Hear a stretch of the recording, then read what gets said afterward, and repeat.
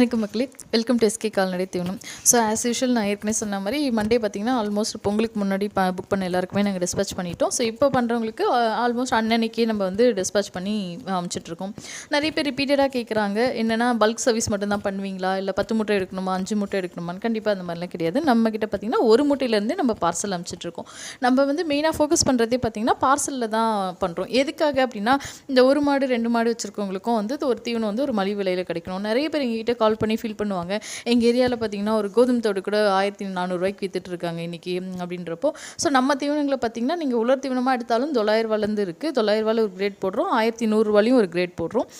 அது இல்லாமல் பார்த்திங்கன்னா ஈர தீவனங்களை பொறுத்த வரைக்கும் 250 ரூபாயிலேருந்து நம்மகிட்ட இருக்குது. அதாவது 250 ரூபாய்க்கு என்ன கிடைக்கும்னு பார்த்திங்கன்னா மரவள்ளி மாவு கிடைக்கும் 50 கிலோக்கு.